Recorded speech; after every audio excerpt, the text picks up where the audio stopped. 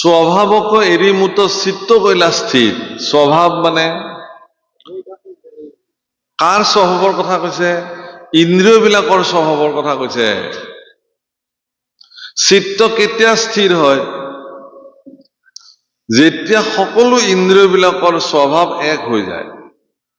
প্ৰত্যেকটো ইন্দ্ৰিয় যেতিয়া নিজা নিজৰ চৰিত্ৰত নিজা নিজৰ স্বভাৱত প্ৰৱৰ্তি থাকিব, তেতিয়া সেই ব্যক্তিৰ চিত্ত স্থিৰ নহয়।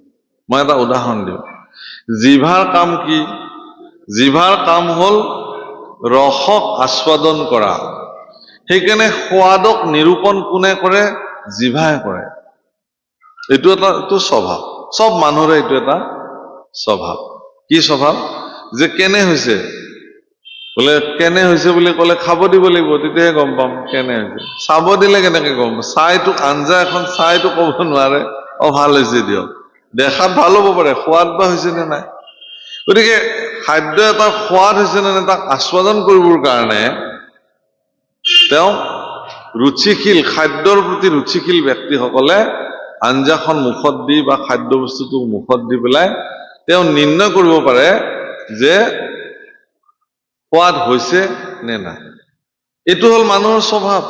কিন্তু এই স্বভাৱক পৰিত্যাগ কৰি যিজন পুৰুষে তেওঁৰ ৰুচিটোক মস্তিষ্কলৈ লৈ গুচি গৈছে, তেতিয়া তেওঁ সজ্জন পুৰুষ হৈ যাব। কাৰণ সজ্জন পুৰুষে যিয়ে মুখত নিদিয়ক কিয় সকলো অমৃত বুলি কৈ দিব। তেতিয়া তেওঁৰ জিভাৰ স্বভাৱটো চিত্তলৈ ৰূপান্তৰ হৈ গৈছে। চিত্তই যিটো নিৰ্ণয় কৰি থৈ দিছে, জিভাই যি পালেও সেইটো বুলি গ'ল। বুজাত অসুবিধা হৈছে নেকি কথাটো? মানে একদম সহজ কথা। যেনে সজ্জন এজনক আপুনি খাবলৈ দিলে, তেওঁ খাই পেলাই যদি সোধে বোলে কেনে হৈছে, তেওঁ এটাই শব্দ ক'ব, অমৃত হৈছে, পৰম অমৃত হৈছে।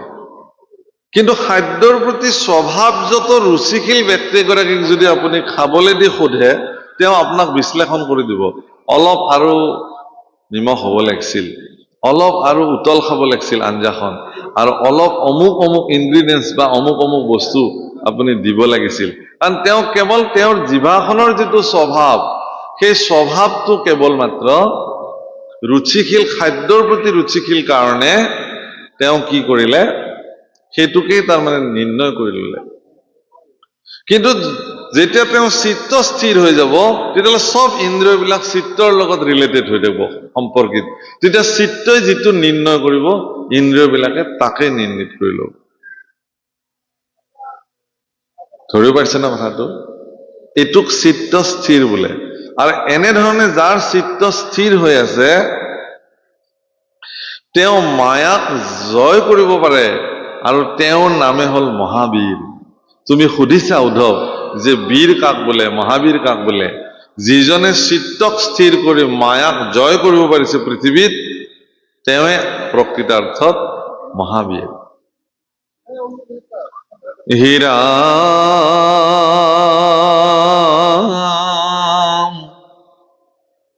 মুত চিত্ত দিয়া যিটো তেজি আহে মায়া,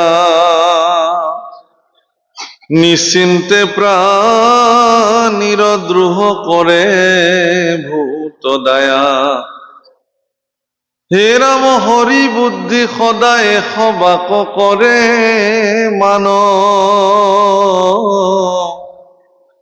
জানিবায়ো ধব তাকে বুলি মহাদান। মুঠ চিত্ত দিয়াৰ পিছত যিজনে মায়াক পৰিত্যাগ কৰিব পাৰিছে,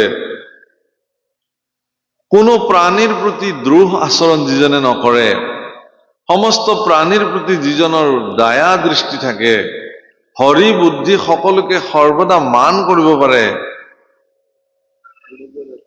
সেই উদ্ধৱ ইয়াকেই শ্ৰেষ্ঠ দান বোলে।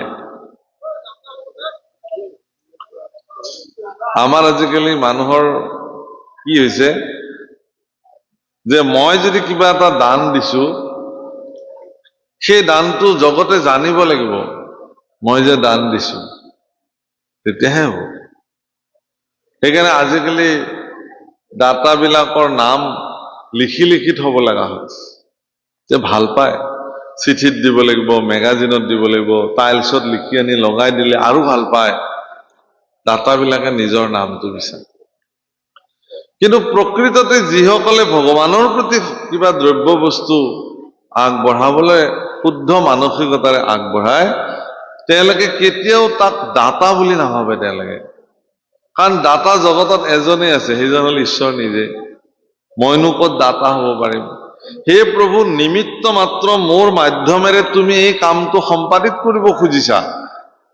সেইকাৰণে আজি আপুনি হেৰিলৈ যাওক, বাহিৰলৈ যাওক, বৃন্দাবন মথুৰা এইবিলাকলৈ যাওক, তাত দেখিব যে তাত বা দক্ষিণ ভাৰতৰ ফালে বেছিভাগ আপুনি লক্ষ্য কৰিব যে তাত কোনো দাতাই নিজৰ নাম তাত লিখিবলৈ নিদিয়ে। প্ৰকৃত দাতাই মনে মনে গুপ্ত দান কৰে, মানে মনে মনে দিয়ে, কোনেও যাতে গম নাপায়। আমাৰ অসমীয়াতো এষাৰ কথা আছে যে সোঁ হাতে দিলে বাওঁ হাতে জানিব নালাগে, তাকেই দান বোলে। আপুনি যে কিবা দিছে এই কথা আপোনাৰ বাহিৰে কোনেও জানিব নালাগে, সেইটোৱে দান। কিন্তু আমি বিলাকে কি হওঁ যে সকলোকে জানিব লাগিব, তেতিয়াহে ভাল লাগে। আমাৰ মঞ্চত সম্বৰ্ধনা পাব লাগিব, মই যে দান কৰিছো, সেইটো তেতিয়া ভাল লাগে। হে ৰাম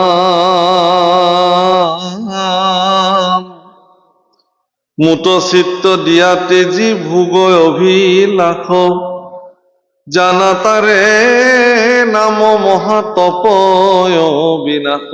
তপ, আমি যাক তপস্যা বুলি কওঁ, সেইটো তপ কি? মোক চিত্ত দি পেলাই যিজনে ভোগ অভিলাষ পৰিত্যাগ কৰিব পাৰিছে। ভোগতে ৰোগ আছে প্ৰভুসকল। আমাৰ যে শৰীৰবিলাক ৰোগগ্ৰস্ত হৈছে একমাত্ৰ ভোগ খোৱাৰ মানসিকতাৰ কাৰণে, ভোগী মানসিকতাৰ কাৰণে আমি বিলাক ৰুগ্ন হৈছো। আমি চিন্তাই নকৰিলো যে এইটো বস্তু খোৱাৰ বিনিময়ত মোৰ কি হ'ব পাৰে। খোৱাৰ সময়ত এই কথাটো কেতিয়াও নাভাবিলো।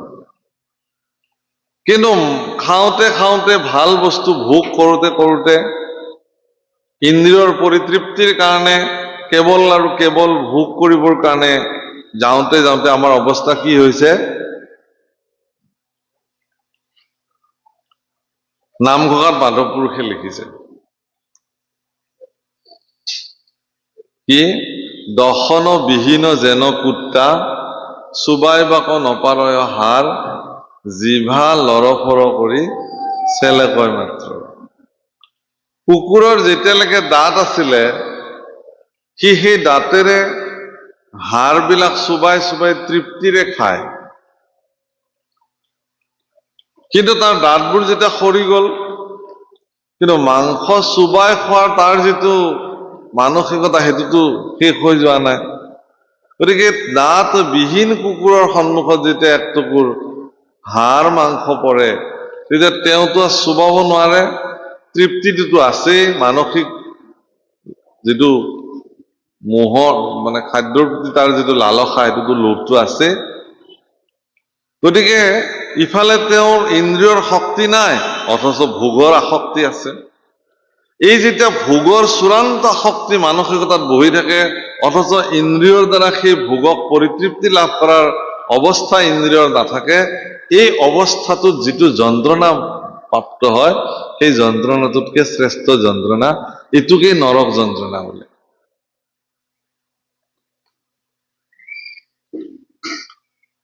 সেইকাৰণে যিবিলাক সন্ত পুৰুষ আছে তেওঁলোকে প্ৰাৰম্ভণিতেই ইন্দ্ৰিয়ৰ সামৰ্থ্যতাটোৰ ওপৰত নাকি লগাই দিয়ে যে না, তুমি বিচাৰিলে মই তোমাক ভোগ কৰিবলৈ নিদিম।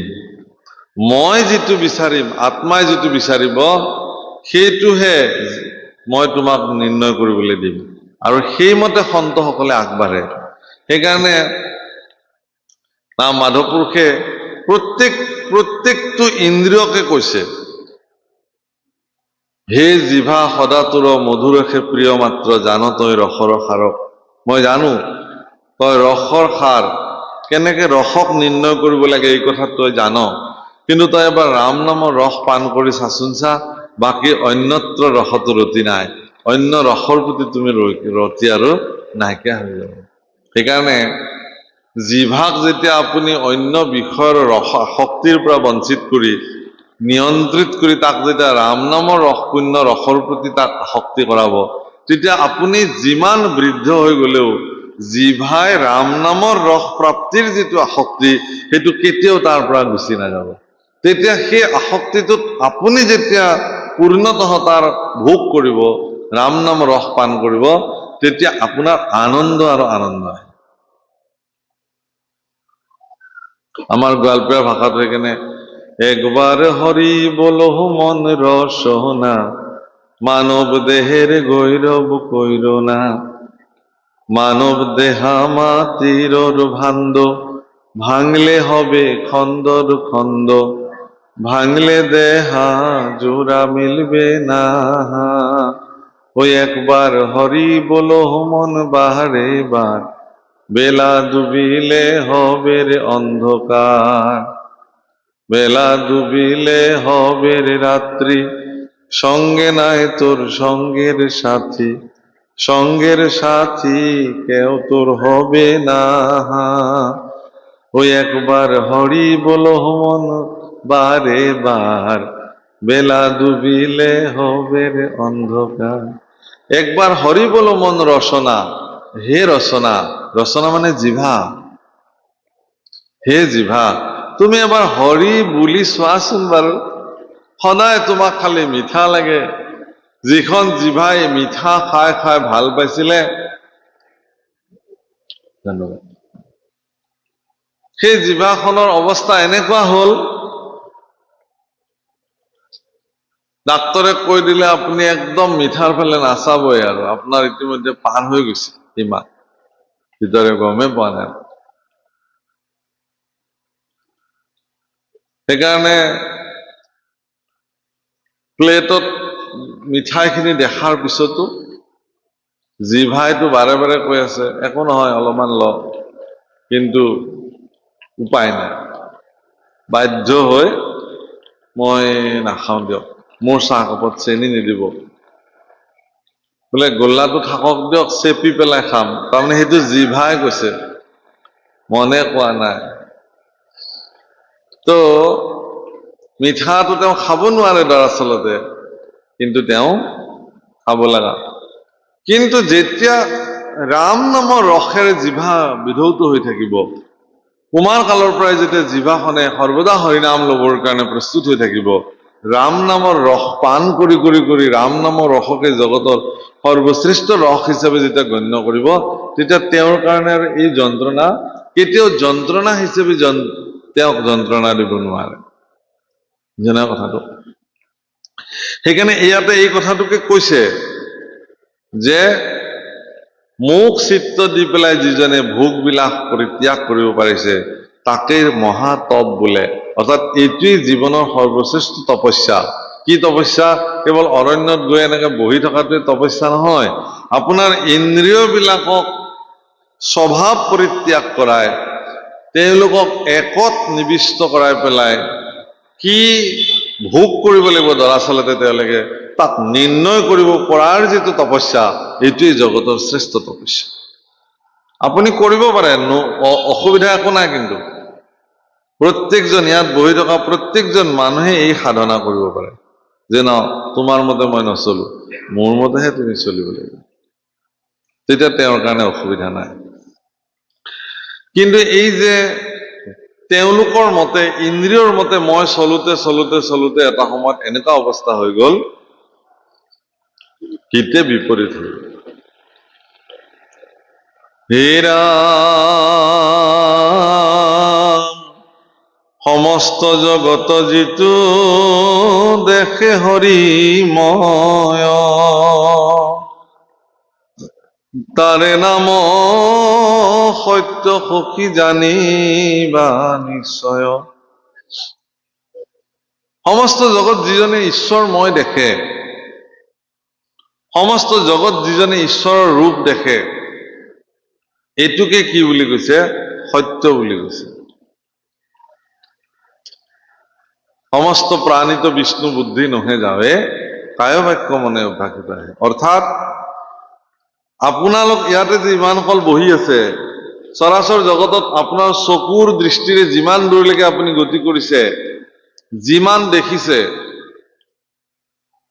এইবিলাক সকলো জড়, অচেতন। তাৰ ভিতৰত চৈতন্য শক্তি বিদ্যমান হৈ আছে, একেটা শক্তি, যাক আত্মা শক্তি বুলি কয়।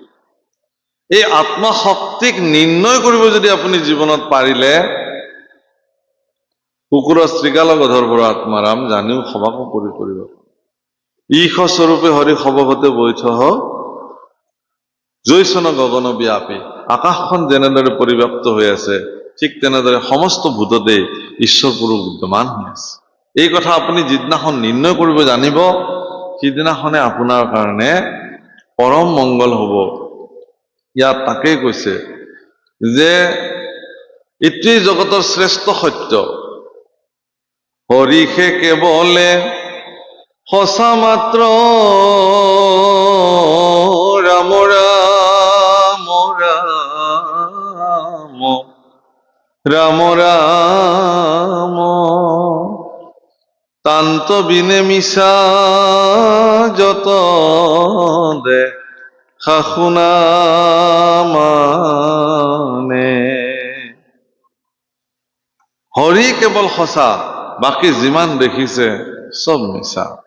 এই কংসত বহুদা বিপ্ৰবদন্তি, এজনী জগতৰ সৰ্বশ্ৰেষ্ঠ সত্তা আছে, বাকী আপুনি মই এইবিলাক চব মিছা। এদিন আমি ইহ জগতৰ পৰা বিনাশ হৈ যাব লাগিব। কেৱল তেওঁৱেই মাত্ৰ সঁচা, সত্য, সৰ্বসাক্ষী ৰূপে জগত বিলীন হৈ যোৱাৰ পিছতো তেওঁ থাকে। সেইকাৰণে ঈশ্বৰক তুমি সৰ্বসাক্ষী, আত্মা ঋষিকেশ জানাহা মোৰ চিত্ত।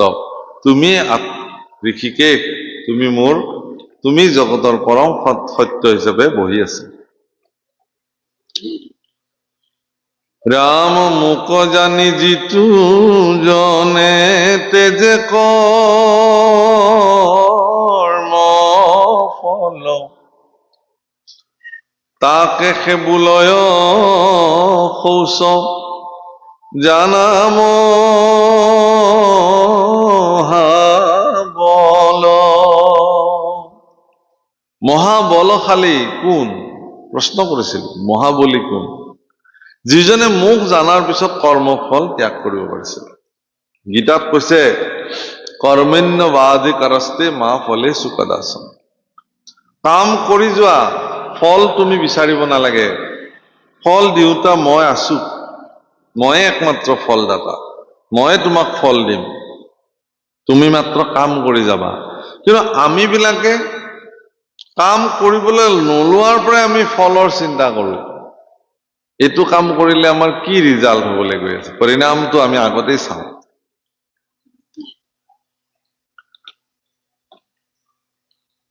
জিকা লাওৰ গুটি কেইটা মাটিত দিলো নে নাই? গুটি কেইটা গৈ মাটিত মিলাই নাই, এতিয়াও অংকুৰ মেলাই নাই, গছ হোৱাই নাই। মানস পটত চিন্তা হৈ গল, কেনেকে জিকা লমালমে লাগিব, কেনেকে লাও লাগিব, কাক দিম, ডাঙৰ জোৱাইটোক আগতে দিব লাগিব, বিয়েনীক দিব লাগিব, অমুকক দিব লাগিব, বান্ধৱীক দিব লাগিব, বেচিব লাগিব, পইচা পাম, পইচা পালে কি কৰিম ইত্যাদি। যোৱাবাৰ ইমান পাইছিলো, এইবাৰ তাতকে বেছি পাব লাগিব, পালে অমুক কৰিম ইত্যাদি। অথচ তেতিয়াও গুটি মাটিত ভালকে বিলীনে হোৱা নাই। কৰ্মৰ ফলটো বাঞ্ছা নকৰাকে থকা মানুহ কোনো নাই। সেইকাৰণে বহুতে আমি কৰ্মকাণ্ড নকৰো। কৰ্মকাণ্ড কি কৰ্মকাণ্ড? কৰ্মকাণ্ড সেইজন বিশিষ্ট কৰ্মকাণ্ডী, যিজনে কৰ্ম কৰিও কৰ্মৰ ফল বাঞ্ছা নকৰাকে থাকিব পাৰে, তেওঁকে কৰ্মকাণ্ডী, বিশিষ্ট কৰ্মকাণ্ডী। গীতাৰ মতে তেওঁ কৰ্মযোগী। কৰ্মকাণ্ড বুলি কলে কেৱল যাগযজ্ঞ পূজা পাতল কৰাকে নুবুজায়। সকলো মাৰ্গৰে কৰ্মকাণ্ড আছে প্ৰভুসকল। জ্ঞানীসকলে যি ব্যৱস্থাৰ দ্বাৰা জ্ঞান মাৰ্গ সাধনা কৰে, সেইটো জ্ঞান মাৰ্গীয় কৰ্মকাণ্ড। কৰ্মকাণ্ডীসকলে যি বিধি ব্যৱস্থাৰ দ্বাৰা কৰ্মকাণ্ড কৰে, তাক কৰ্মকাণ্ডীয় কৰ্মকাণ্ড বোলে। আৰু ভক্তি মাৰ্গীসকলে যি বিধি ব্যৱস্থাৰ দ্বাৰা তেওঁলোকে ভগৱান আৰাধনা কৰে, এইটো ভক্তি মাৰ্গীয় কৰ্মকাণ্ড বোলে। সমাজত কিছুমান ভ্ৰান্ত ধাৰণা সমাজত প্ৰৱৰ্তি থকাৰ কাৰণে শংকৰদেৱৰ ধৰ্ম ব্যৱস্থাক লৈ এতিয়া বিভিন্ন প্ৰশ্ন চিহ্ন উৎপন্ন হৈছে সমাজত। গুৰুজনে আটাইতকৈ শ্ৰেষ্ঠ কথাটো কি কৈছিল? আজি অন্যান্য মহাপুৰুষ বিলাকে মানুহকে সেৱা কৰাৰ কথা কলে, মানুহকে ঈশ্বৰ জ্ঞান কৰাৰ কথা কলে। মোৰ কৃপালু গুৰুজনাটো ইমান ওপৰলৈ গল তেওঁৰ দৰ্শন যে তেওঁ অকল মানুহ নহয়, কুকুৰ, শিয়াল, গাধ সকলোৰ ভিতৰতে আত্মাৰাম দেখিবৰ কাৰণে। তেওঁৰ আৰু উচ্চস্তৰীয় নীতি কিমান বেছি। সমস্ত প্ৰাণীতো বিষ্ণু বুদ্ধে নহে যাৱে, কায় বাক্য মনে অভ্যাস আহিব। সেইকাৰণে হে প্ৰভুসকল, গুৰুজনে এক কৰে ভকতে ভাগ কৰে। গুৰুজনে এইটো একে কৰি থৈ গৈছিল। আমি বিলাকে এতিয়া নিজৰ নিজৰ স্বাৰ্থত আমি ভাগ ভাগ কৰি ভাগ বতৰা কৰিবলৈ আৰম্ভ কৰিছো। মোৰ মতে নালাগে। আমি বিলাকে ধৰ্ম ব্যক্তিগত চিন্তা, মই মোৰ ঘৰৰ গুৰু আসনত নামঘৰত যি কৰিম সেইটো বেলেগৰ লগত তাত সম্পৰ্ক নাই, বেলেগে তাত হাত নিদিয়ে। আপুনি কি কৰিছে এইটো আপোনাৰ কথা। সামাজিকভাৱে আমি যেতিয়া লগ লাগিম, এখন সমাজ বুলি ক'লে তাত 10টা চিন্তাৰ মানুহ থাকিব। গতিকে 10টা চিন্তাৰ মানুহৰ 10টা চিন্তাৰতো সমাজ এখন আগবাঢ়ি নাযায়। গতিকে 10টা চিন্তাৰ মাজত সাৰ্বজনীনভাৱে এটা সিদ্ধান্ত হ'ব যে এইমতে আমি আমাৰ সমাজখন আগবাঢ়িম। সেইটোৱে সামাজিক ৰীতি ৰিৱাজ বোলে। সেইটোক আপুনি মান্যতা দিবই লাগিব। সামাজিকভাৱে তাক আপুনি মানিবই লাগিব যে আমাৰ সমাজত এই নিয়মটো ইমান দিনৰ পৰা প্ৰচলিত হৈ আহিছে, তাক আপুনি মান্যতা দিবই লাগিব। সমাজ বাদ দি আমি চলিব নোৱাৰো। মই আজি বাহাদুৰি মাৰি পেলাই ক'ৰবাত বেলেগৰ পৰা এক গাড়ী ভকত আনি মোৰ ঘৰত মই অনুষ্ঠান কৰিব পাৰো, কিন্তু মোৰ ঘৰত যদি ৰাতি 12টা বজাত এটা ডাঙৰ বিপদ হয়, তেতিয়াহ'লে কোন আহিব? প্ৰথম তেতিয়াতো ওচৰ চুবুৰীয়াখিনিয়ে আহিব। গতিকে বিপদত যিসকল আহিব, সম্পদত খিনিতো চব আহিব। আপুনি খবৰ দিলে গাড়ী লৈ বহুত মানুহ আহিব। বিপদত যোন আহিব, ওচৰ চুবুৰীয়াৰ লগত সৰ্বদা ভাল মানসিকতাৰে জীয়াই থাকিব লাগে। বহুত মানুহে এটা শব্দ কয় চাবচোন, আমি শুনো এইবিলাক কথা। ঘৰত বহাৰ পিছত কয় যে মোৰ ওচৰ চুবুৰীয়াখিনিৰ ভাল নহয়, মই কিবাকেহে ইয়াত আছো বাপ। আমি আৰু তেতিয়াই বুজি পাওঁ ওচৰ চুবুৰীয়া বেয়া, তেওঁ অকলে ভাল। এইটো কেনেকে? চুবুৰীয়াৰ লগত ভালে থাকিবৰ কাৰণে আপুনিও কিছু ত্যাগ কৰিব লাগিব, তেওঁলোকেও কিছু ত্যাগ, পৰিপূৰকভাৱে সমাজ এখন চলে। সেইকাৰণে সমাজখনত প্ৰৱৰ্তি থকা নিয়মখিনিৰ আমি মান্যতা দিবই লাগিব, তেনেকে চলিব লাগিব। মোৰ গুৰুজনা বৰ উদাৰ আছিল প্ৰভুসকল। শংকৰদেৱ গুৰুজনা এজন উদাৰ গুৰু আছিল। মাধৱ পুৰুষ উদাৰ গুৰু আছিল। ভাৰতবৰ্ষৰ 15শ শতিকাত যিসকল গুৰু আৱিৰ্ভাৱ হৈছিলে, সেইসকলৰ তুলনামূলক দৃষ্টিত শংকৰদেৱ এগৰাকী সৰ্বগুণ সম্পন্ন মহাপুৰুষ আছিল। গতিকে এগৰাকী সৰ্বগুণ সম্পন্ন মহাপুৰুষক আমি যিমানে টানি টানি টানি টানি ঠেক গণ্ডিলে সোমাই লৈ আহিছো, সিমানে শংকৰদেৱ সমাজৰ পৰা নাইকিয়া হবলৈ আৰম্ভ কৰিছে। আজিৰ প্ৰজন্ম, বিশেষকে উঠি অহা প্ৰজন্মই এই কথাবিলাক মানি লবলৈ টান পাব। আজিৰ শিক্ষিত চাম ল'ৰা ছোৱালীক যদি আপুনি ধৰ্মজ্ঞ কৰি ৰাখিব খুজিছে, আধ্যাত্মিক জ্ঞান দিব খুজিছে, তেতিয়াহ'লে তেওঁলোকৰ মনত এই ঠেক চিন্তাবিলাক সোমোৱাই দিবলৈ যত্ন নকৰিব। উদাৰ নীতিৰে তেওঁলোকক সমাজত প্ৰৱৰ্তি থাকিবলৈ কওক। তেনেকুৱা সদ্গুৰুৰ ওচৰত তেওঁলোকক শৰণ দিয়ক, আশ্ৰিত কৰাই দিয়ক। তেওঁলোকৰ জীৱনবিলাক ভাল হ'ব, সমাজবিলাকো শুদ্ধ হ'ব। সমাজক এৰি কেতিয়াও একো নহয়। সমাজৰ সিদ্ধান্ত সৰ্বশ্ৰেষ্ঠ সিদ্ধান্ত। এই সিদ্ধান্তক মানি লোৱাটো সজ্জনৰ কাম।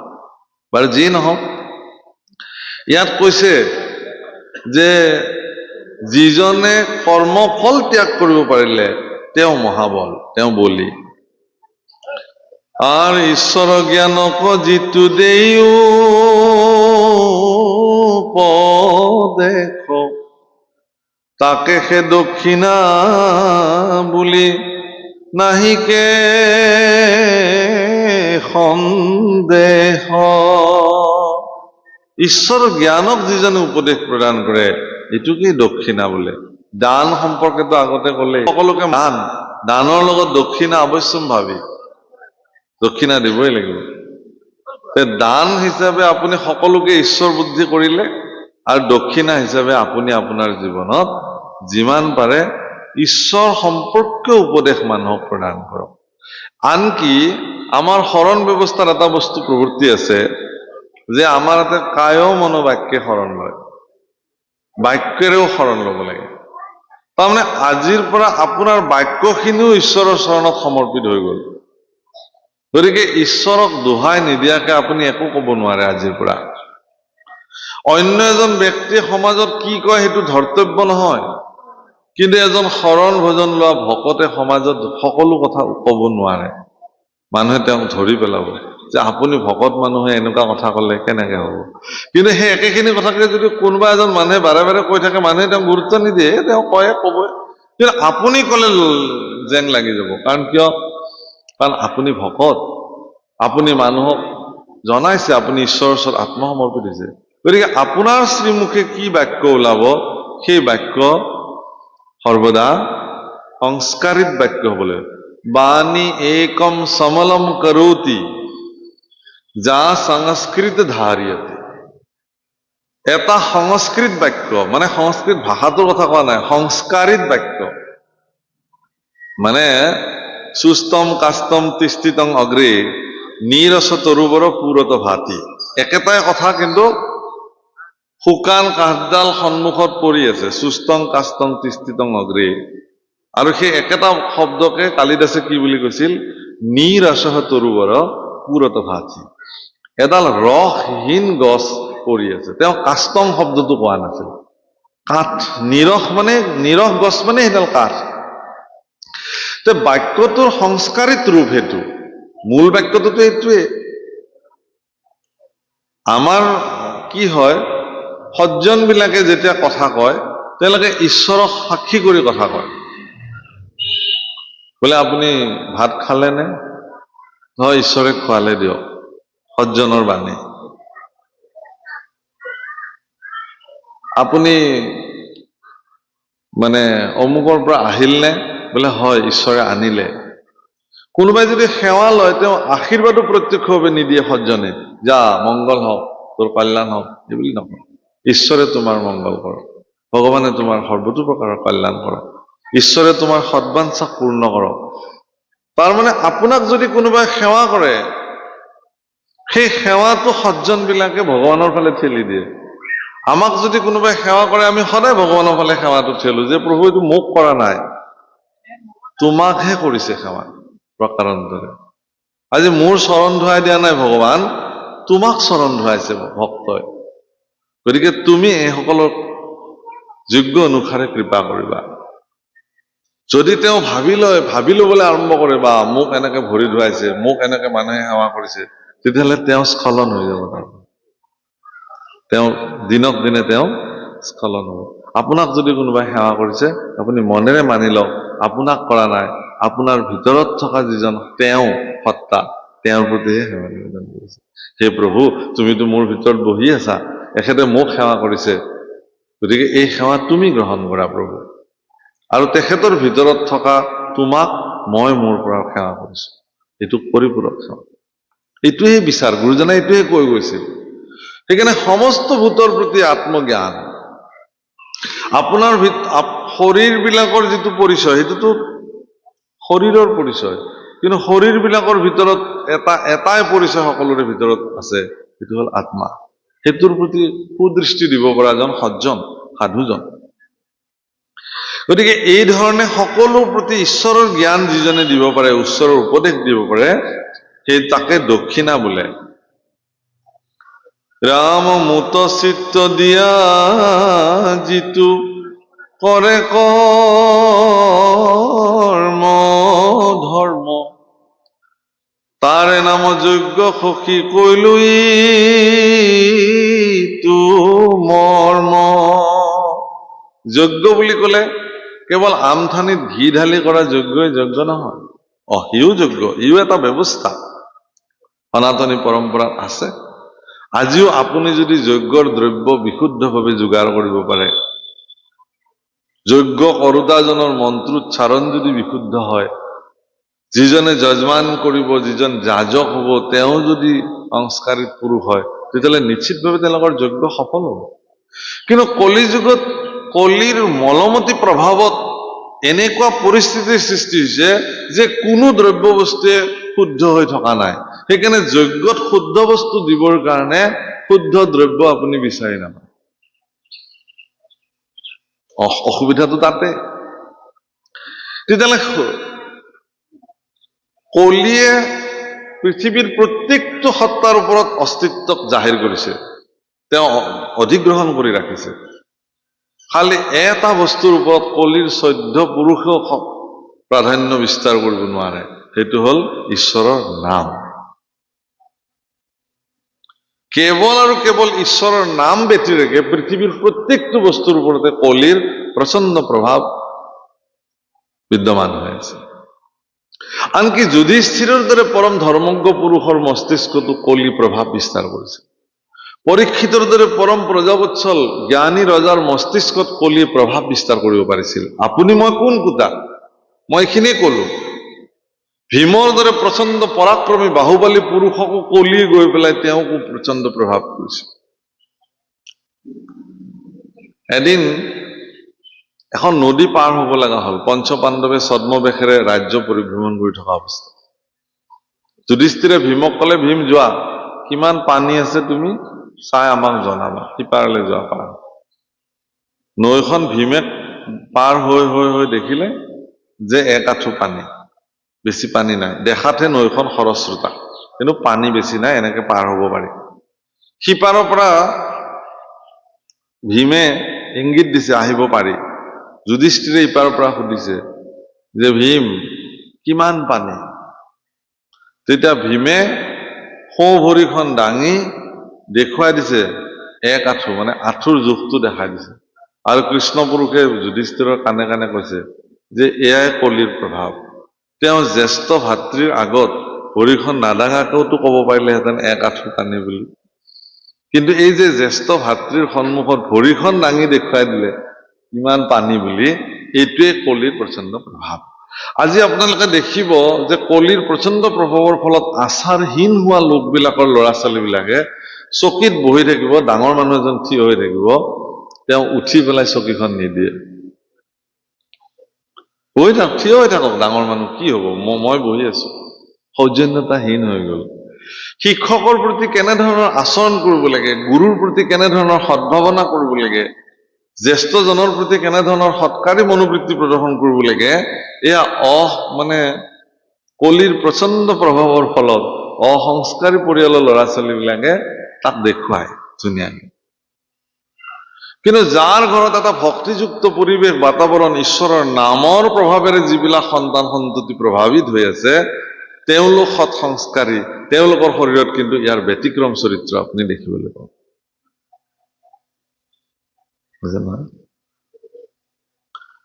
আজি আপোনাৰ এই ৰাস্তাটোৰ সন্মুখেৰে মই দুটা দৃশ্য দেখি আছো। মই বাস্তৱ উদাহৰণ এটা দিম যে কিছুমান মানুহে, মই দেখিছো যে স্কুটিখন বা বাইকখন সেইখিনিৰ পৰা ষ্টাৰ্ট বন্ধ কৰি এইখিনি জেগাত ঠেলি পাৰ কৰিছে, আৰু কিছুমান মানুহে লৰাই যিমান পাৰে এইখিনিতে ৰেচ দি চাউণ্ড কৰি ইফালেৰে পাৰ হৈ অহা যোৱা কৰিছে। এই দুটা জ্বলন্ত, কিন্তু বাস্তৱ উদাহৰণ। তেওঁৰ মনত বা মানসিকতাত সেই ধাৰণাটো সোমাইছে যে ইয়াত সমাজ বহি আছে, কৃষ্ণ কথা চলি আছে।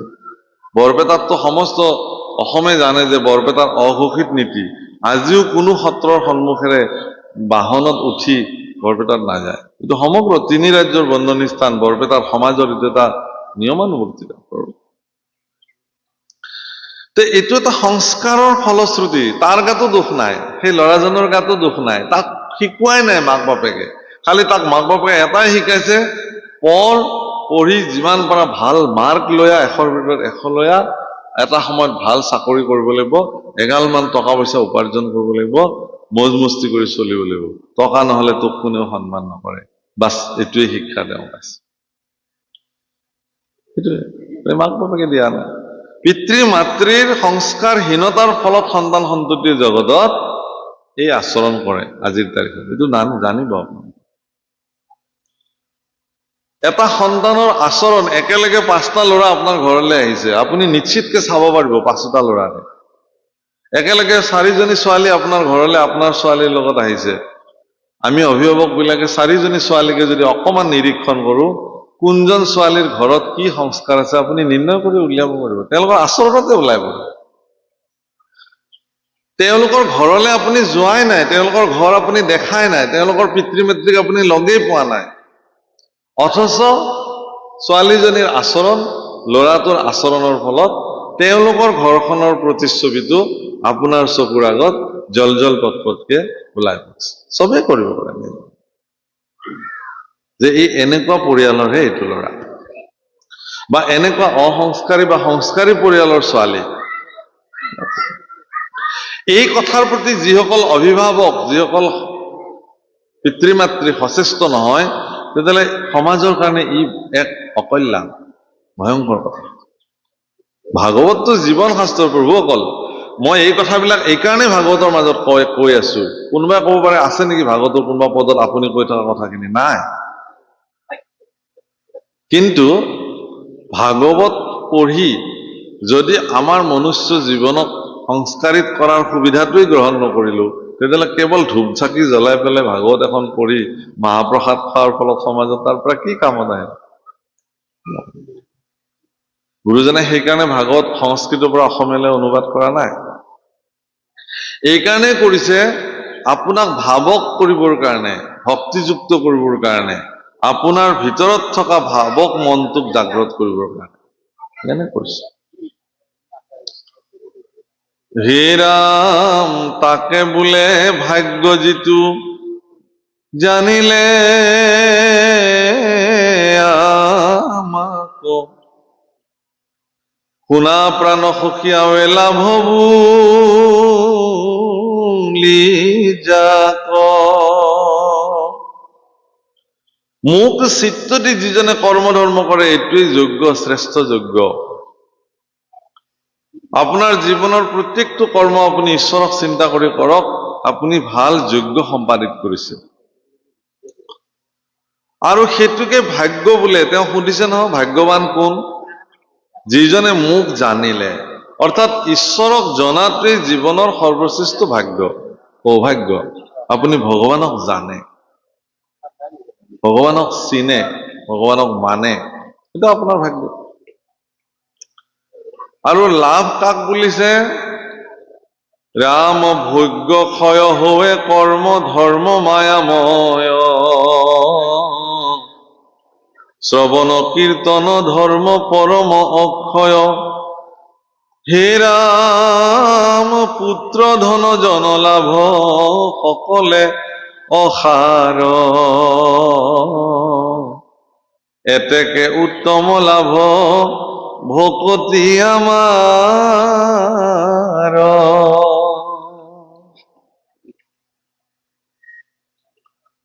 মায়াময় যিবিলাক কৰ্ম ধৰ্ম আছে, সেই মায়াময় কৰ্ম ধৰ্মৰ দ্বাৰা যিবিলাক পৰিণাম প্ৰাপ্তি হয়, ভোগ হয়, সেইবিলাক ক্ষয় হয়। কিন্তু হৰিনাম, ঈশ্বৰৰ শ্ৰৱণ কীৰ্তন পৰম অক্ষয় বস্তু।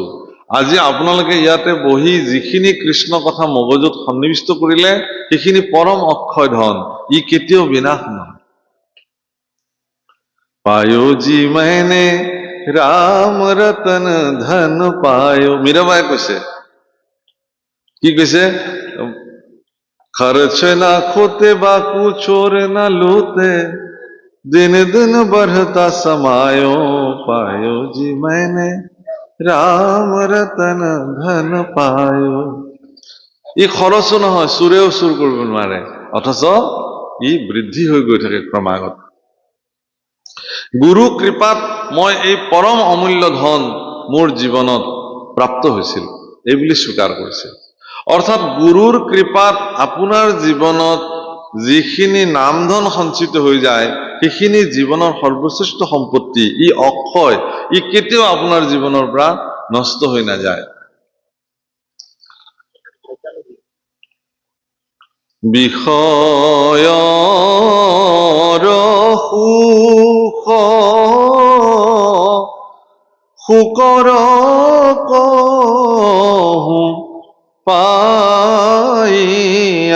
ইয়াৰে হৰি পদ সেৱা মানবী বিনে নাই নাম পৰম ধন চিন্তহু মন ভাইয়াৰে তনু চিন্তামণি বিফল হি যায়। এই তনু এই শৰীৰটোক চিন্তামণি শৰীৰ বুলি কৈছে। চিন্তা কৰিব পৰা এটা শৰীৰ, যিটো অন্য ইতৰ প্ৰাণীবিলাকে নোৱাৰে, আপুনি কিন্তু পাৰে। এই চিন্তামণি তনু যাতে বিফলে নাযায় তাৰ কাৰণে এই তনুটোৰ দ্বাৰা অক্ষয় হৰিনাম সঞ্চয় কৰিবৰ কাৰণে গুৰুজনাই বিনম্ৰতাৰে কৈ গৈছে। বিষয়ৰ সুখ সুখৰ কহু পায়, কি ধুনীয়া উদাহৰণ দিছে যে আপুনি যিবিলাক বিষয় সুখত নিমজ্জন হৈ আছে, এই বিষয় সুখ গাহৰিৰ জীৱনতো প্ৰাপ্ত হয়, কিন্তু হৰিৰ চৰণ সেৱাৰ যি পৰম সুখ, নাম ধন অৰ্জন কৰাৰ যি পৰম সুখ, সেয়া মনুষ্য জন্ম ব্যতিৰেকে বেলেগত আৰু নাই। এতেকে উত্তম লাভ ভকতি আমাৰ পুত্ৰ ধন জন এইবিলাক অসাৰ বুলি কৈছে। এতিয়া পুত্ৰ ধন জন অসাৰ, আপোনালোকে জন্ম দিয়া ল'ৰা ছোৱালীবিলাকক আজিৰ পৰা আপোনালোকে বাদ দিব পাৰিব জানো? ভাগৱততো লিখিছে অসাৰ বুলি, কোনেও বাদ দিব নোৱাৰে, আৰু বাদ দিয়াটো উচিতো নহয়। এগৰাকী পিতৃ মাতৃয়ে সন্তান জন্ম দিছে, তাক পালন পোষণ কৰাৰ পবিত্ৰ কৰ্তব্য পিতৃ মাতৃৰ আছে। যথাযোগ্য যেতিয়ালৈকে স্বতন্ত্ৰ হৈ নাযায় পিতৃ মাতৃ তেওঁলোকক পোষণ কৰিব লাগিব। তেতিয়াহ'লে অসাৰ বুলি যে গুৰুজনাই কলে, গুৰুজনাই নিজেও কিন্তু ল'ৰা ছোৱালী জন্ম দিছে, অথচ গুৰুজনাই অসাৰ বুলি লিখিছে। যেতিয়া প্ৰথম সন্তান ৰমানন্দৰ জন্ম হয়, গুৰুজনাক যেতিয়া খবৰ দিছিল গৈ পেলাই যে কৃপাল গুৰু তোমাৰ পুত্ৰ উপজিছে, আৰু এই বাৰ্তা শুনাৰ পিছত গুৰুজনাই আনন্দিত হোৱা নাছিল। কিন্তু আমি যেনেকে সন্তান সন্ততি জন্ম হলে খুব আনন্দিত হৈ যাওঁ, মিঠাই লৈ আহ, মিঠাই বিলাই দিয়া, খুব ডাঙৰকে অনুষ্ঠান পাতা, আজিকালি বাৰ্থডে বিলাকততো আৰু কবই ভাল, একদম ডাঙৰ ডাঙৰ কেক আনি পেলাই কাটি কুটি কেকত সন্তানটোৰ নামটো লিখিব, তাৰে হাতত এখন চুৰি তুলি দিব, কেণ্ডেল বিলাক ফু মাৰি নুমাই দিব। এইটো কৰ কথা? চাকি নুমাই দিয়াটো অমংগলৰ প্ৰতীক, নুমাব নালাগে, জ্বলাব দিব লাগে, বন্তি জ্বলাই দিব লাগে, আজি শুভ দিন। গতিকে এই কথা হব নোৱাৰে। গুৰুজনাক যেতিয়া কলে যে আপোনাৰ পুত্ৰ বুজিছে, গুৰুজনাই লগে লগে কাপ মৈলাম উলিয়াই লৈছিলে, আৰু গুৰুজনাই লিখিছিলে কি, অথিৰ ধন জন জীৱন যৌৱন অথিৰ এহু সংসাৰ পুত্ৰ পৰিবাৰ হবহি অসাৰ কৰবু কাহেৰি সাৰ প্ৰাণ ৰাখবি মোৰ পাৱে হৰি হৰি কৰহু কাতৰি প্ৰাণ ৰাখবি মোৰ।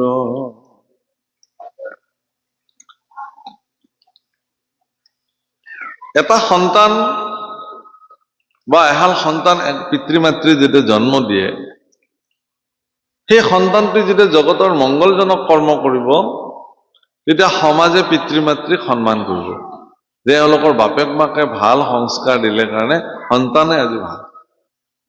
কিন্তু পিতৃ মাতৃ যিমান ভাল নহওক কিয় সন্তানে যদি সমাজত অপকৰ্ম সাধন কৰে তাৰ ফলশ্ৰুতি পিতৃ মাতৃ ভুগিব লাগিব। বাপেক মাক ভাল হলে চলি ভাল হ'ব, মানুহে এনেই এইটো কথা কৈ দিব। তেওঁ জানে যে পিতৃ মাতৃ বেয়া নহয়, পিতৃ মাতৃ ভাল, কিন্তু এই কথাটো ক্ষোভৰ উদ্গীৰণ, পিতৃ মাতৃয়ে শুনি আঘাত পাওক সেইকাৰণে মানুহে মানসিক আঘাত দিবৰ কাৰণে এই বাক্যটো এৰি দিয়ে। বাপেক ভাল হলে চলি ভাল হ'ব, মাক ভাল হলে চলি ভাল কৈ দিয়ে।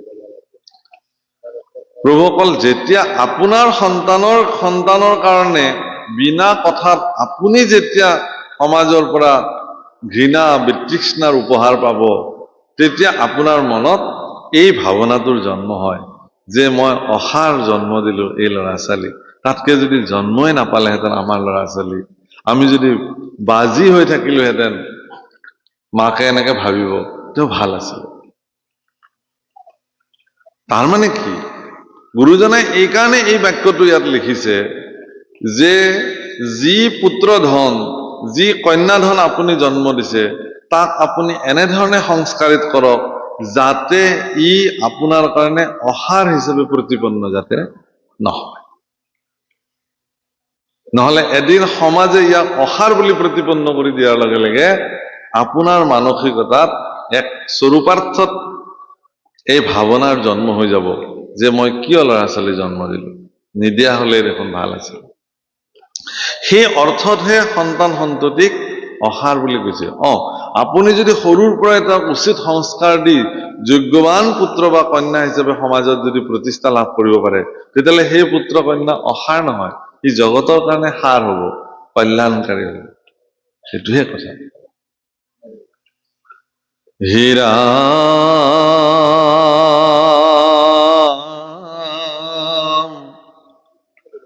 সমস্ত ভূততে আছো মই মহেশ্বৰ, জানিয়া সবাক কৃপা কৰে যিটো নৰ, হে ৰাম তাকে সেবুলয় সখী পৰম ভূষণ, মোৰ গুণ নাম যিটো দেখে, মোৰ গুণ নামে সে জানিবা মহাধন। সমস্ত ভূততে মই আছো এই বুলি যদি সকলোকে কৃপা দৃষ্টি কৰিব পাৰে, তেতিয়াহ'লে এইটোৱে জীৱনত শ্ৰেষ্ঠ ভূষণ বুলি কৈছে, অলংকাৰ। আপুনি জীৱনত যিমান ভাল অলংকাৰ পৰিধান নকৰক কিয়, যিমান শ্ৰেষ্ঠ দেৱাংগ ভূষণ আপুনি শৰীৰত ধাৰণ নকৰক কিয়, যদি আপোনাৰ সমস্ত প্ৰাণীৰ প্ৰতি যদি ঈশ্বৰ বুদ্ধি নহয়, সকলোৰ প্ৰতি যদি দয়া কৰুণা মনোবৃত্তি আপোনাৰ জন্ম নহয়, তেতিয়াহ'লে আপুনি পিন্ধা সেই অলংকাৰ সমূহে আপোনাক কেতিয়াও সালংকৃত কৰিব নোৱাৰে। কিন্তু আপুনি যদি বিশেষ একো নিপিন্ধে, খুব সাধাৰণ কাপোৰ সাধাৰণ অলংকাৰ পিন্ধি জীৱন নিৰ্বাহ কৰিছে, কিন্তু আপোনাৰ মন মানসিকতা উদাৰ চিন্তাৰে প্ৰৱৰ্তি আছে, সকলোৰ প্ৰতি দয়াৰ দৃষ্টি কৰুণা দৃষ্টি ভাল পোৱা প্ৰেম অনুৰাগ আপোনাৰ যদি আছে, তেতিয়াহ'লে আপুনি এগৰাকী সমাজত বিদ্যমানে সালংকৃত পুৰুষ হিচাপে নিৰ্বাচিত। আজিও পৃথিৱীত এনেকুৱা সন্ত আছে, সজ্জন পুৰুষ আছে, যিবিলাকে মাত্ৰ এখন কাপোৰ পিন্ধিয়ে থাকে, কিন্তু মানুহে তেওঁলোকৰ চৰণতো গৈ দীৰ্ঘ পৰিব্ৰাত জনাই গুৰু হিচাপে তেওঁলোকক মান্যতা কৰে, ভগৱান হিচাপে তেওঁলোকক মান্যতা কৰে। কিহৰ কাৰণে? বিনে অংগ ভূষণ পেশী সুশোভন। গুৰুজনাৰ ক্ষেত্ৰত মহাপুৰুষ মাধৱদেৱে লিখিছে, এই গুৰুজনাই কোনো ধৰণৰ অলংকাৰ আভূষণ পৰিধান কৰা নাছিল, কিন্তু বিনে অংগ ভূষণেও গুৰুজন সুমন্দিত আছিল, দেখিবলৈ সালংকৃত আছিল। সেইকাৰণে যে সমস্ত জীৱ জগতৰ প্ৰতি গুৰুজনাৰ কল্যাণকাৰী দৃষ্টি আছিল, সেইকাৰণে তেওঁ সালংকৃত। আজিও ইয়াত সেই কথাটোকে কৈছে যে এইটোৱেই পৰম ভূষণ, মই সমস্ত ভূততে পৰিব্যাপ্ত হৈ আছো এই কথা জানি সমস্ত ভূতৰ প্ৰতি যেতিয়া দয়া দৃষ্টি কৰিব, এইটোৱে তেওঁ শ্ৰেষ্ঠ অলংকাৰেৰে অলংকৃত হৈছে। প্ৰভুসকল, মোক কোনোবাই সমাজত কিছুমান মিছা কথাৰে অলংকৃত কৰিব পাৰে, বিশিষ্ট আমুক তামুক তামুক। মইহে জানো সেইবিলাক হয়নে নহয়। মই আৰু সমাজেও জানে মই সেইবিলাক হয়নে নহয়। আৰু যিজনে কৈ থাকিব মাইকটোৰ সন্মুখত তেওঁ জানে এইবিলাক এওঁ নহয়, মই এনেই কৈ আছো। যিটো সকলোৱে জানে সত্যটো, কেৱল আভুৱা ভাবিবৰ কাৰণে মানুহক অলংকৃত কৰা হয়। সেই অলংকাৰেৰে বেছি দিন মানুহ এজন বিভূষিত হৈ থাকিব নোৱাৰে। আকৌ কৈছে যে মোৰ গুণনামহে জগতৰ শ্ৰেষ্ঠ ধন। কাৰণ উদ্ধৱে ভগৱানক প্ৰশ্ন কৰিছে যে ধন কাক বোলে? ৰাম তাকে বোলে জ্ঞান যিটো দেখে হৰিময়, মোক জানি যিটো অকাৰ্যত নিবৰ্তয়, তাৰে নাম লজ্জা সখী কৈলো নিস্তবাক, শুনাৱে উদ্ধৱ পণ্ডিত বুলি যাক। তাকে জ্ঞান বোলে জগতৰ শ্ৰেষ্ঠ জ্ঞান, যিজনে সকলোকে হৰিময় দেখিব পাৰে। আৰু যিজনে মোক জনাৰ পিছতো অকাৰ্যত নিবৰ্তন হৈ থাকে, এইটোকে চূড়ান্ত লজ্জা বোলে, লাজ। আপুনি ঈশ্বৰক জানে, তাৰ পিছতো আপুনি অকাৰ্যত অকৰ্মত আপুনি নিজক প্ৰৱৰ্তিত কৰি ৰাখিছে। এইটোৱেই জগতৰ শ্ৰেষ্ঠ লাজ পাবলগীয়া কথা। তেনেহলে কাৰ্য কি? কাৰ্য এটাই, ভগৱানৰ দুখানি অভয় চৰণৰ সেৱা। ভগৱানৰ অভয় চৰণৰ লগত সম্পৰ্কিত জগতৰ যি কল্যাণকাৰী কৰ্ম, সেয়া আপুনি সাধন কৰিব পাৰে।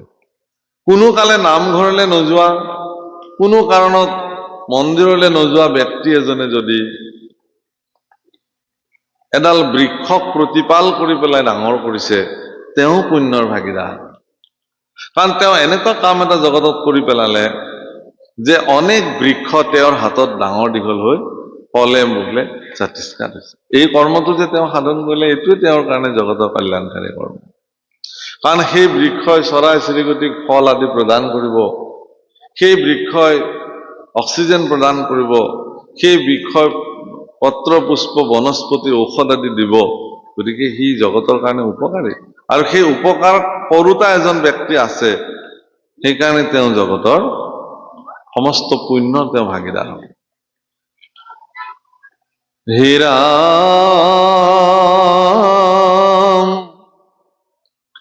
জানে যিটো কাম্য কৰ্ম ধৰ্ম ইটো বন্ধ, তাকৈৰি কৰে মূৰ সেৱাত প্ৰবন্ধ, নপঢ়িলে শাস্ত্ৰ একো নপাৰে খণ্ডিত, তথাপি জানিবা সুখী সেহি সে পণ্ডিত। যিজনে মোৰ কাম্য কৰ্ম ধৰ্ম এইবিলাক যে বন্ধৰ মূল কাৰণ, এই কথাটো জানে, জানি কেৱল মোৰ সেৱাৰ কাৰণে যিজন ব্যক্তিয়ে প্ৰবন্ধ কৰে, প্ৰবন্ধ শব্দৰ অৰ্থ ইয়াত যতন। আপুনি জাগতিক জগতত যি কৰ্মই নকৰক সেইবিলাক চব বন্ধনৰ কাৰণ, বান খাব এইবিলাকত। কিন্তু যিবিলাকে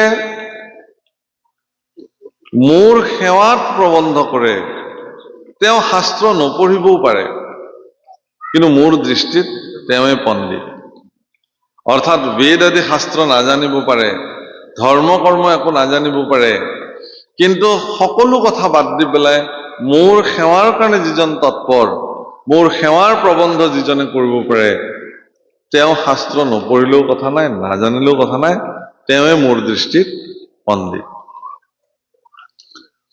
ৰাম পুত্ৰ দ্বাৰা বিষয়ত কৰে মাত্ৰ ৰতি, নলয় সন্তৰ সংগ মুত নাই মতি, যদি চাৰি বেদ 14 শাস্ত্ৰত পাৰ্গত, তথাপিতো শিশি মূৰ্খ জানা মোৰ মত। যিজনে কেৱল পুত্ৰ ভাৰ্যা ধন জন ঐশ্বৰ্য বিভূতি এইবিলাকক লৈ ব্যস্ত থাকে, মোৰ সেৱাত কেতিয়াও প্ৰবন্ধ নকৰে, তেওঁ 4 বেদ 14 শাস্ত্ৰ যদি জানেও মোৰ দৃষ্টিত তেওঁৱে মূৰ্খ। কিন্তু ঈশ্বৰৰ দৃষ্টিতহে দেই, মোৰ কোৱাৰ ক্ষমতা নাই, আগতে কৈছে। হেৰা মানে অনেক উচ্ছাদ যিটো মুখে ভজে মাত্ৰ, তাকে পন্থ বোলয় সেহি শেষাৰ শাস্ত্ৰ।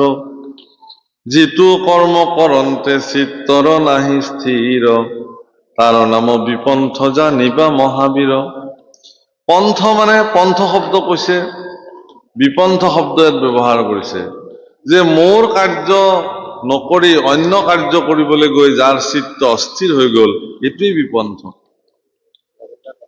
অৰ্থাৎ ঈশ্বৰ চিন্তা নকৰাকে জীৱনত যিবিলাক কৰ্ম মানুহে কৰে, সেই কৰ্ম স্থিৰতা নাথাকিবও পাৰে। যদি কেনেবাকে স্থিৰতা নাই, তেতিয়াহ'লে জানিব যে আপুনি বিপথেৰে গৈ আছে, তাৰ পৰা আপুনি উভতি দিয়ক। হেৰা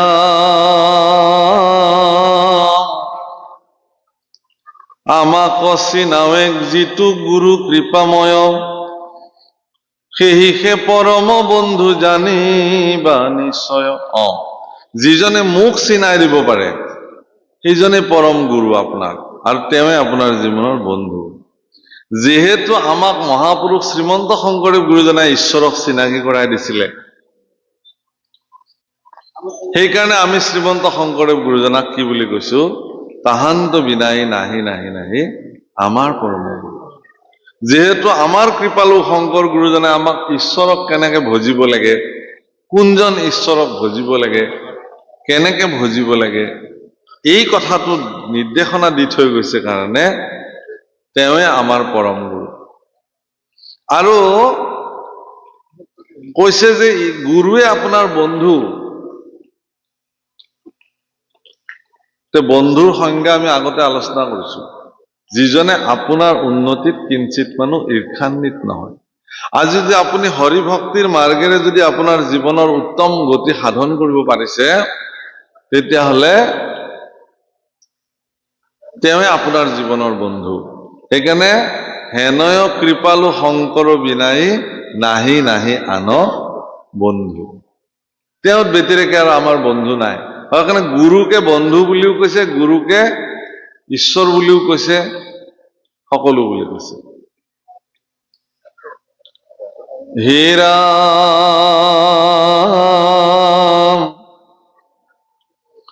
ৰাম মুত চিত্ত দিয়া যিটো সন্তোষ সমিলয়, সেহি স্বৰ্গ সুখ সখী কহিলো নিশ্চয়। মানে কি কৈছে? সন্তোষম পৰম সুখম, সন্তুষ্টিটো জগতৰ শ্ৰেষ্ঠ সুখ। যদি সন্তুষ্টি লভিব পাৰিছে জীৱনত, আপুনি সুখী। আৰু যদি আপোনাৰ জীৱনত সন্তুষ্টি নাই, তেতিয়াহ'লে আপুনি দুখী ব্যক্তি।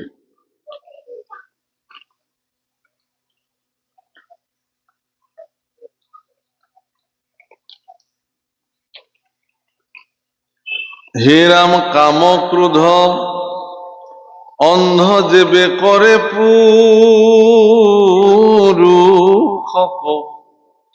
মোক পাখৰিলে মিলে তেখনে নৰক।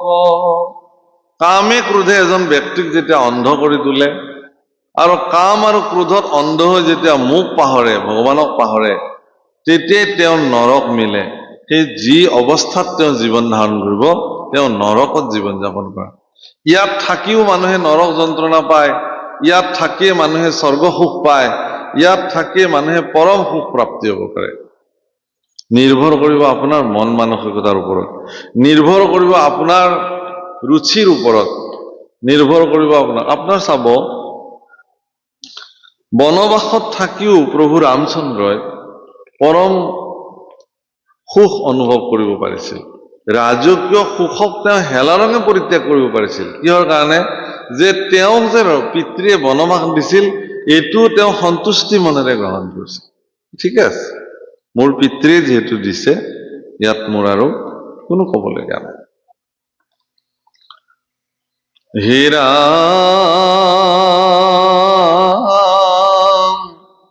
মোহৰ সেৱাৰ যোগ্য মনুষ্য শৰীৰ, তাকে সে বুলয় গৃহ জানা মহাবীৰ।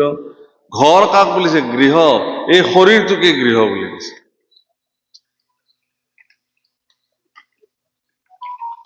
শৰীৰটো গৃহ। আৰ নকৰে ভকতি মনে তুষ্ট নাই যাৰ, তাকে বলে দৰিদ্ৰ অধম কুলঙ্গৰ। যাৰ তুষ্টি নাই, ভকতি নাই, সন্তুষ্টি নাই, ক'তো তেওঁলোক শান্তি পাব নোৱাৰে, এনেকুৱা কিছুমান মানুহ থাকে, সেই মানুহক আপুনি কেতিয়াও সন্তুষ্টি কৰিব নোৱাৰে। এই যে অসন্তুষ্ট ব্যক্তিবিলাক, এওঁলোকেই দৰিদ্ৰ, এওঁলোকেই অধম, এওঁলোকেই কুলাংগাৰ।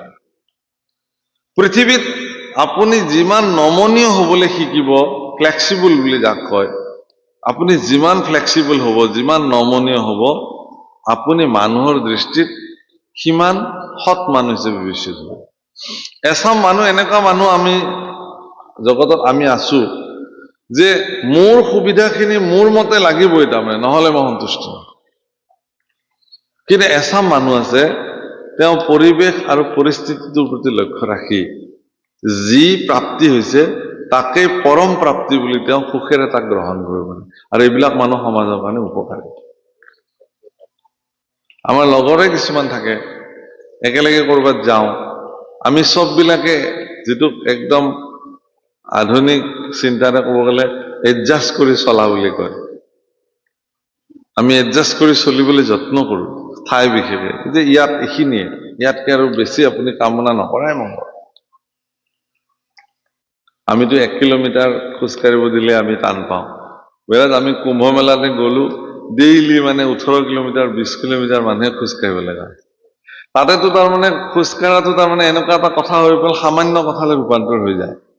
বোলে অমুক গলে কোনফালে যাম, বোলে আপুনি এনেকে চিধা যাওক, ইফালে গৈ আপুনি 12 কিলোমিটাৰ মান গলেই পাব। মানুহে ইমান সহজকে কৈ দিয়ে তাত।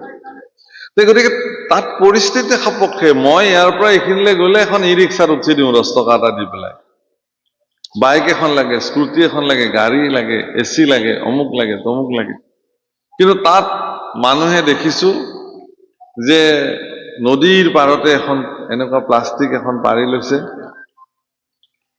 এখন ব্লেংকেট কিনি লৈছে, কাপোৰ এখন পাৰি ল'ৰা ছোৱালী লৈ নদীৰ বালিৰ ওপৰতে ব্লেংকেটখন লৈ সেই মুক্ত আকাশত নিয়ৰৰ তলতে তাতেই দিন কটাইছে, সন্তুষ্টিৰে কটাইছে। কাৰো মনত অসন্তুষ্টি নাই। খোজকাঢ়িব লগাইছে, খোজকাঢ়ি খোজকাঢ়ি ক'ত গৈ আছে গৈ আছে, কোনো অসন্তুষ্টি কাৰো মনত নাই। কিন্তু কিছুমান এনেকুৱা মানুহ আছে যাক সন্তুষ্টি কৰাটো বহুত টান। কোনো কাৰণত তেওঁক আপুনি সন্তুষ্টি কৰিব নোৱাৰে, কাৰণ তেওঁ পিছত হলেও কবই যে নাই নাই, এইটো যি ভাবিছিলো এইটো নহয়, তেওঁ অসন্তুষ্ট। হীৰা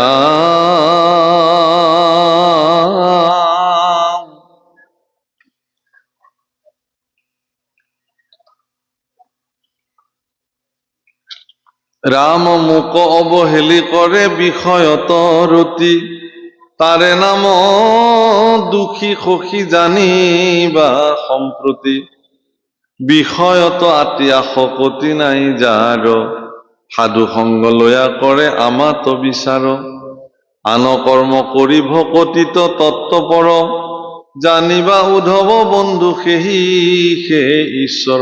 ভগৱানে মানুহকে ঈশ্বৰ বুলি দেখুৱাই দিলে। কাক? যে যিজনে মোক অৱহেলি বিষয়ৰ প্ৰতি ৰতি হয়, তেওঁৰে নাম দুখী।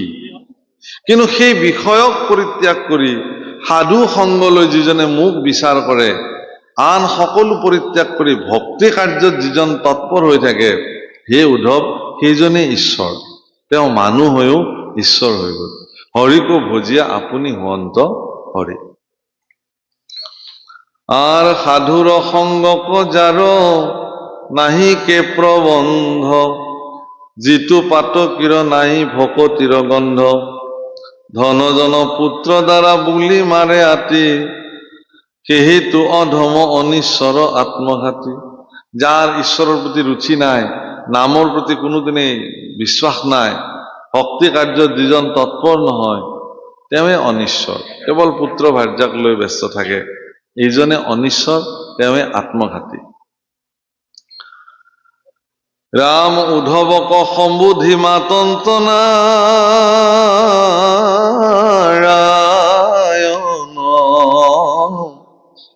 কতেক কহিব গুণ দুখৰ লক্ষণ আৰু সেহি দুখ যিটো গুণ দুখ বুলি লেখে সেহি গুণ যিটো দুখ গুণ কনে দেখে। হে উদ্ধৱ, মই গুণ আৰু দুখৰ লক্ষণ কওঁ তোমাক। সেইটোকে গুণ বোলে যিজনে দুখক নেদেখে, আৰু সেইটোৱে দুখ যিজনে গুণকো দুখ বুলি লেখে। মহাপুৰুষ মাধৱদেৱে মানুহক 4টা ভাগত ভাগ কৰি থৈ গৈছে। নুহু জানা আমি 4 জাতি, এই বুলি কৈছে। আমি 4 জাতি নহয়, নে ব্ৰাহ্মণ নে ক্ষত্ৰিয় নে ক্ষুদ্ৰ বৈশ্য আমি নহয়, আমি ঈশ্বৰৰ সেৱক। কিন্তু আমি 4টা শ্ৰেণীত আমি মানুহক ভাগ কৰিছে। মানুহ কেনেকে তেওঁ উদাহৰণ দিছে। অধমে কেৱলে দুখ লয়, মধ্যমে দুখ গুণ কৰিয়া বিচাৰ, উত্তমে কেৱলে গুণ, উত্তমে অল্প গুণ কৰে বিস্তাৰ।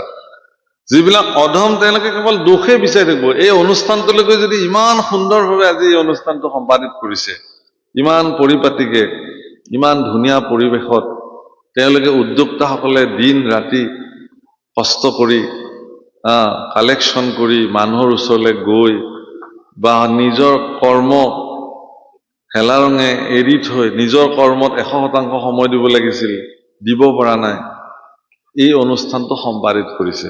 গতিকে এই অনুষ্ঠানটোত উপস্থিত থকা প্ৰতিজন ব্যক্তিয়ে উদ্যোক্তাসকলক ক'ব লাগে যে বৰ ভাল হৈছে, উত্তম হৈছে, তোমালোকৰ প্ৰয়াস সফল। ইয়াত অনাগত কালত আমাকো ক'বা, ইয়াতকেও আৰু উন্নত কৰিব পাৰো নেকি, আমি প্ৰয়াস কৰিম। কিন্তু তাকে নকৰি চাব যে ইমান ধুনীয়াকে কৰা অনুষ্ঠানতো 2-4জন ব্যক্তি আহি পেলাই অসন্তুষ্টি ব্যক্ত কৰিব। তেওঁ দুখবিলাক দেখুৱাব যে এইটো এনেকুৱা হ'ব নালাগিছিল, এনেকুৱা হ'ব নালাগিছিল, এনেকুৱা হ'ব নালাগিছিল। এইবিলাকক মহাপুৰুষ মাধৱদেৱে অধম শ্ৰেণীৰ লোক বুলি নিৰ্ণয় কৰিছে। 1 নম্বৰ অধম। তাৰপিছত আহিব মধ্যম। এওঁলোকে আকৌ দোষ গুণ দুটাই চাব, ভাল হ'ল নে বেয়া হ'ল, বেয়াখিনিও ক'ব, ভালখিনিও ক'ব। এইখিনি ঠিকে আছিল, সেইখিনিহে বেয়া হ'ল, সেইখিনি ঠিকে আছিল, এইখিনি বেয়া হ'ল। আৰু উত্তম যিবিলাক লোক আছে জগতৰ, এই উত্তম লোকবিলাকে কেৱল গুণখিনি দেখিব, যে অত্যন্ত পজিটিভ মাইণ্ডেড মানুহ সেইবিলাক। আপুনি মনত ৰাখিব, তেনেকুৱা ব্যক্তিৰ সংস্পৰ্শত থাকিলে আপোনাৰ জীৱন ধন্য হৈ যাব।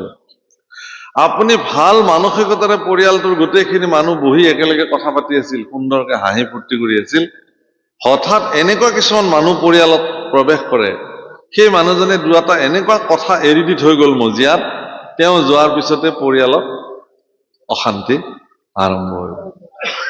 এনেকুৱা দুৰ্গুণ সম্পন্ন ব্যক্তি আছে। তাৰমানে তেওঁ ইমানেই ঋণাত্মক, ইমানেই নেগেটিভ তেওঁৰ চেঞ্জ, তেওঁ সেই নেগেটিভখিনিৰ ঋণাত্মকতাৰ ভিত্তিত তেওঁৰ কথাখিনি কৈ থৈ গুচি গ'ল, আৰু সুন্দৰভাৱে থকা পৰিয়াল এটাৰ মাজত মনোমালিন্য আৰম্ভ হ'ল। কিন্তু এনেকুৱা ধনাত্মক চেতনা সমৃদ্ধ ব্যক্তি আপোনাৰ মাজলৈ আহিব পাৰে। আপোনাৰ পৰিয়ালটো কিবা কাৰণত যদি অসংগঠিত হৈ আছিল, কিবা কথাত মতান্তৰ বা মনান্তৰে যদি পৰিয়ালটোক বিশৃংখল কৰি ৰাখিছিল, সেই ব্যক্তিজনৰ 2টা কথাই পৰিয়ালটোক পুনঃ সংগঠিত কৰি থৈ দিব। তেওঁলোকে আকৌ আগৰ দৰে সুন্দৰ জীৱন অতিবাহিত কৰিব। এইটো ব্যক্তিৰ ক্ষমতা। ধনাত্মক ব্যক্তিবিলাকে কাৰোবাৰ পৰিয়ালত খোজ থলে পৰিয়ালৰ পৰিৱৰ্তন আহিব। চূড়ান্ত ধনাত্মক ব্যক্তি যিবিলাক আছে, যিবিলাক ব্যক্তিয়ে কেৱল গুণ দেখে, দুখ নেদেখে, তেওঁলোক চূড়ান্ত ধনাত্মক পুৰুষ। তাতকে ডাঙৰ কথা কৈছে কি, যে যিবিলাক উত্তম শ্ৰেণীৰ লোক আছে, অল্প গুণ কৰয় বিস্তাৰ, তেওঁলোকে অলপ গুণকে বিস্তৃতভাৱে দৰ্শাব পাৰে। অলপ গুণে তেওঁলোকৰ কাৰণে বহুত। অল্প গুণ কৰয় বিস্তাৰ, হ'ব বহুত ভাল, উত্তম। অমুক মানুহজনক লগ পালে কেনে লাগিল, বহুত ভাল, উত্তম, সুন্দৰ। এইবিলাক চূড়ান্ত ধনাত্মক চিন্তাৰ ব্যক্তি। তে ইয়াত সেই কথাটো কৈছে, হে ৰাম আৰ গুণে সে কৰিছে সবে সংসাৰৰ ক্লেশ তাক তৰিবাক সখী শুনায় উপদেশ মোৰ কথা শুনানিতে গোৱা গুণ যশ তাতহন্তে আতি উপজীৱে প্ৰেমৰ ৰস এতেকে সংসাৰ তাপ তৰিবা হৰিষে ও ইটো প্ৰেম ভকতিত অমৃত বৰিষে প্ৰভুসকল বৰ ডাঙৰ কথা ক'লে যে মোৰ কথা গুণেহে সংসাৰৰ ক্লেশ দূৰ কৰিব পাৰে তাক তৰিবৰ কাৰণে কেনেকে উপায় দিছে কি যে নিত্য মোৰ কথা যিজনে শ্ৰৱণ কৰে মোৰ প্ৰতি তেওঁৰ তেতিয়া প্ৰেম জন্ম হয় অনুৰাগ জন্ম হয় আৰু সেই প্ৰেম অনুৰাগে আপোনাক সংসাৰ তাপৰ পৰা নিষ্কৃতি কৰাব এতেকে সংসাৰৰ তাপ তৰিবা হৰিষে সিটো প্ৰেম ভকতিত অমৃত বৰষে সেই প্ৰেমময় ভক্তিৰ পৰা অমৃত নিঃসৰণ হয় ইয়াৰ পৰা আপোনাৰ এই সংসাৰৰ তাপৰ পৰা আপুনি আনন্দ মনেৰে আঁতৰিব এইটো সিদ্ধান্ত দিছে